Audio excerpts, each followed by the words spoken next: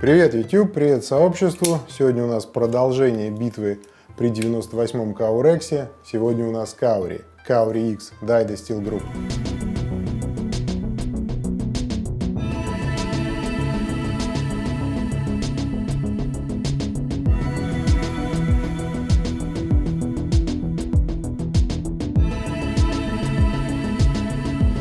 Краткое содержание предыдущих серий. 110-ка, 802 реза на сантиметр и первая заявка на чемпионство. М390 ТЦО, 790 резов на сантиметр, фото-финиш и куча вопросов. 125-ка Крусибла, 1043 реза на сантиметр, локальное чемпионство, формирование, начало понимания характера суперстали. 121 Рекс, 1245 резов на сантиметр, нынешний чемпион, чудовищный характер реза, абсолютно невероятная рабочая острота.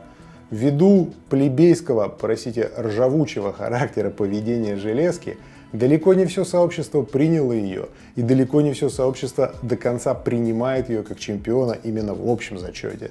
Поэтому позиции 125-ки до сих пор очень сильны. Вот такая у нас расстановка перед текущим сражением, вот такая у нас ситуация перед выступлением Японии. Daido Steel Group – небольшая компания со штаб-квартирой в городе Нагойя, Япония. Здесь неплохо бы, друзья, внести небольшую пометку. Когда мы говорим «небольшая», мы обычно не представляем себе компанию с выручкой в 5 миллиардов долларов в год. Но все, друзья, познается в сравнении. Северсталь, например, это 8 миллиардов. Фёсталпина, это собственник Бёллер Руденхольм, имеет выручку в 14 миллиардов долларов в год. А ArcelorMittal – 68 миллиардов. И именно поэтому, друзья, я использовал прилагательное «небольшая». Но мы четко с вами должны понимать, что Daido Steel Group – это очень серьезный промышленный холдинг, имеющий все возможности создать продукт с высочайшими характеристиками.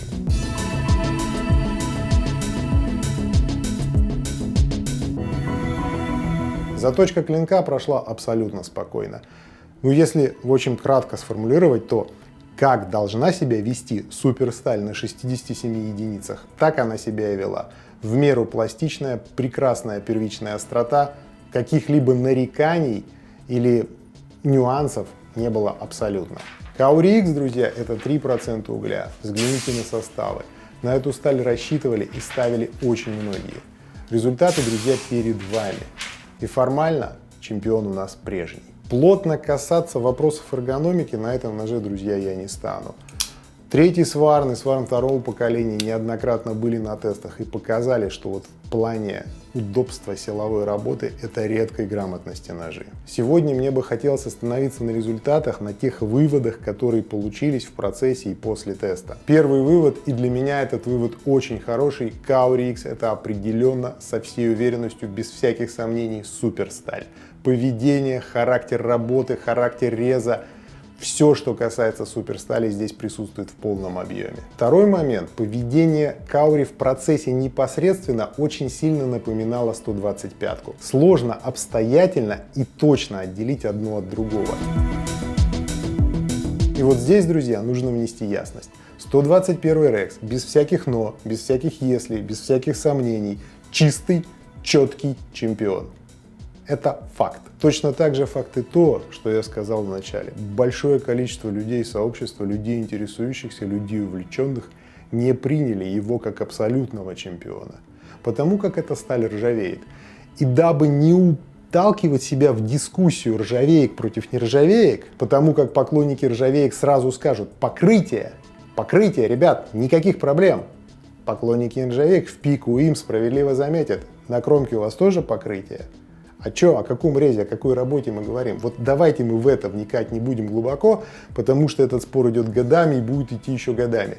Давайте сейчас все-таки примем за данность, что Rex 121 для определенного количества людей это все-таки не чемпион в полной мере этого слова, потому что эта сталь ржавеет. И вот здесь начинается интересный вопрос. 125-ка или Kauri? И вот это определение, что круче кит-слон 125-ка Kauri, это нетривиальная задача. Ну, формально по результатам, конечно, 125-ка интереснее. Это формально и по результатам. Но по факту мы все прекрасно понимаем, что это, в общем-то, ну, не то чтобы погрешность, но в принципе да. Это не фотофиниш, но это очень-очень схожий результат. И да, нужно, конечно же, сделать отметку, что все это, полный вот характер, именно характер поведения, вот эта вся результативность, вся эта мощь сталей, она раскрывается только при качественной термообработке. Это очень важно, это ключевой и краеугольный момент. И вот, понимая, что результативность, по крайней мере, исходя из того, что у нас есть в рамках, ну скажем так, да, погрешности, и вот исходя из этого, мы, наверное, копнем в характер реза. И характер реза у 125 и у Каури — это та самая злобная суперсталь, ключевым критерием которой является, на мой взгляд, вот сейчас это можно говорить практически оформлено, это незатупляемость. Да, я понимаю, что когда я говорю незатупляемость, это звучит как так-то. Естественно, все можно затупить, но в рамках вот именно моей тестовой методики поймать прям четко момент, что ты слез с каната, что он уже не режет, такого не бывает. Прикладывай больше усилий, ты будешь получать. Слава богу, методика предполагает вполне конкретную последовательность, и сталь все-таки сходит. Но такого вот полного затупления, которое ты получаешь на плохо обработанных простых сталях, такого не бывает. Это суперсталь, и ведет она себя совершенно иначе. И вот в рамках характера разницы вслепую, мне кажется, я не обнаружу. И вот что мы имеем. Результативность у нас схожая, характер реза схожий, может быть, преимущества, нюансы лежат где-то рядом. И да, по определенным данным, на Каури, скажем так, качество финиша, получаемого при долгой точной ручной шлифовке, оно выше. Немножко, но выше, чем на 125-ке. И это похоже на правду, потому что если мы сравним опять же составы, то да, за Каури очень много угля, но 125-ка тоже не лаптем хлебает. Мы помним, друзья, это условно нержавеющие стали. И Каури, и 125-ка это условно нержавеющие стали.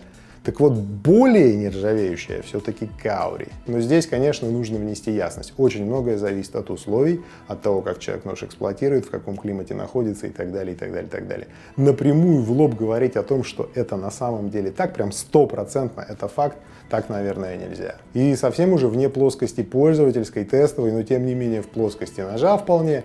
Насколько мне известно, Каури X снята с производства, и все, что сейчас появляется, это исключительно старые запасы где-то у кого-то. И это гораздо более редкая железка. И, разумеется, у этой палки два конца. Редкость определяет стоимость. Насколько мне известно, стоимость пластины Каури X в рамках размера вот такого клинка достигает 25 тысяч рублей.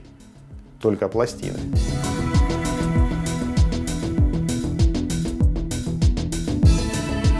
Поэтому, друзья, однозначного ответа, что в итоге круче, 125-ка или Каури, у меня нет. Что у меня есть? У меня есть очень позитивные эмоции от теста. Во-первых, понимание того, как происходит работа суперсталей, это очень интересный вопрос, который я хотел для себя ответить. Когда ты в первый раз сталкиваешься с чемпионским результатом, ты по большому счету как будто попадаешь в прорубь, а потом тебя вытаскивают. Несмотря на то, что это проходит время, несмотря на то, что ты много и долго это делаешь, ты все равно не можешь осознать. И вот когда это происходит методично, повторяется, ты начинаешь понимать, какой конкретно элемент, что в железке делает ее действительно отличной от просто хороших, качественных, высококачественных железок. Второй момент. Вокруг Каури гигантское количество хайпа. А я, друзья, как и многие другие, когда железку окружает такой хайп, именно железку, именно сталь, я начинаю немножко так нервничать. Как-то, понимаете, не знаю. И тут я очень рад, что этот хайп, он имеет под собой основу. И напоследок, друзья мои, Каури X — это сестра-близнец ZTP-189. Мы сейчас получили точку отсчета. ZTP-189 много у кого есть, это любопытная железка, и она, в отличие от Каури, с производства не снята. Это Hitachi Metals, это похожее, это близняшка, но это немножко другое. Второе сражение битвы при 98-м Каурексе было мощным, насыщенным, шло насмерть, но чемпион устоял. 121-й Рекс по-прежнему на вершине. Будем ждать выступления сборной Австрии. Спасибо за просмотр, друзья. Пока!